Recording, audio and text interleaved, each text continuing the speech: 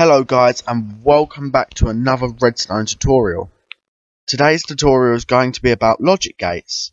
From our last video we've learned quite a few things and they were quite boring, quite dull and quite basic. So I thought I'd move on to something that you're going to find quite fun and quite helpful. So let's start with our first logic gate. Our first logic gate is the OR gate. What this does is if either A or B or both of them are on, it will output. So I can just demonstrate that quickly. B, A. Are you actually joking me? Sorry for that, guys, because my new mouse is a bit annoying. So, and then you can test both. It's still on. So behind me I have the truth table for the OR gate. So basically, if the A input is on, output. B input is on, output. Both inputs are on, output. If neither input is on, don't output. So, the next gate. This gate is called the NOR gate. You may be thinking, but what? NOR, OR? They kind of sound the same. Well, the N in the OR stands for NOT, which is inverted. So it's inverted OR gate. So, what this means is it will output as long as no inputs are on, basically. So if I input an A or a B or either of them, it will not output because it's the inverted version. The OR gate will only output if a input is on. The NOR gate will only output if no inputs are on at all. So they're completely opposite. So yes, again we've got another logic gate, right? We've got another logic truth table here, sorry. If one input is on, don't output. One input is on, don't output. Two inputs on, don't output. And if none are on, output. So, the next gate, and thoroughly my favourite gate, I have no clue why, I just enjoy it, is the AND gate. So, the way the AND gate works is it only outputs if both inputs are on, as you can see right there. It will only ever output if both inputs are on, and not at any other time. So if we come up to our truth table again, A input, nope. B input, no. And if we have both, it outputs. And for 0 and 0, we get 0. So, our next, again, you've noticed the N in front of the AND. This stands for NOT, and it is inverted. So, this is the opposite of the AND gate. The AND gate outputs if both inputs are on, and the NOT gate outputs as long as they're not both on. So, basically, it will output. Yeah, it's the opposite version. If I just turn them all on quick. This one outputs if both are on. This one doesn't output if both are on. So, let's move on. So now we have the XOR. We're going to need this because the next episode is going to be binary addition, which sounds quite fun. We're going to be using our binary knowledge that I may go over again because some people may have forgot. But the XOR gate only outputs if one input is on, as I can show you right there. It outputs. Put the B one on, outputs.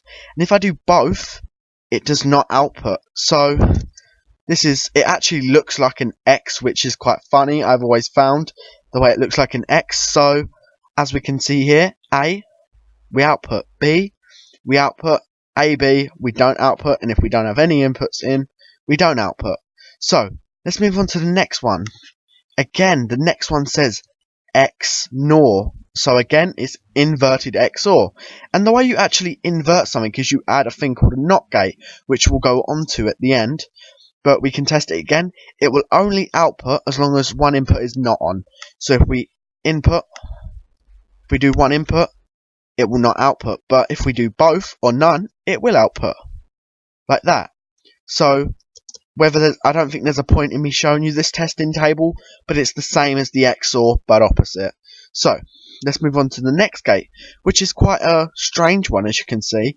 We have two inputs, A and B, but then we have a third input, and you may be thinking, what? So, if I make A1, and wait, let me just say what the third lever is quickly. So, the third lever determines which input you take through. So right here, if it's a 0, for example, it lets the A input through. If it's a 1, sorry, it lets the B input through. So at the moment I've got 1A, right? I'm choosing to let A, so I get a 1A, I get an output of 1 through.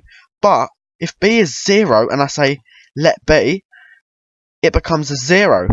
So essentially all this is doing is letting you choose which input to take through when there's 2, or even if there isn't inputs in either of them. So again, this is the biggest truth table out of all of them. The reason for this is you do the same test, but you have to you have to do the different modes, let A and let B, instead of just the one test. So I'm not going to go through all of this.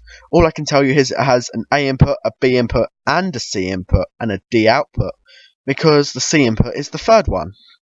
So now we're moving on to more logical stuff like wiring, for example, like the A imply B.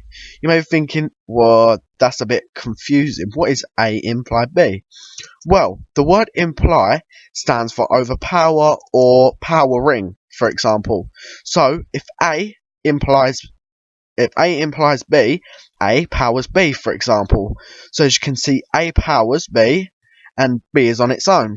So again, if I just test this, it will basically output if, basically both of them have to be on to output, for example. So it's kind of like an AND gate. Oh no, either A can just be on because A is the imply, or A and B. Yeah, you get the point. It's basically A overpowering B. So we have our truth table again. There's no point reading from it unless you really want to. I will leave a world download because you may find it a bit fun to have a look at these truth tables. If you must, I will leave the world download there for you all to install. So the next part is B imply A. Well, I'm guessing you can already work out what that is. B powers A, for example. So again, do I really need to test this? No, it's the same as the other one, except for B is the imply. So now let's move along. We have the not A, or invert A. Yet again, you found the word not.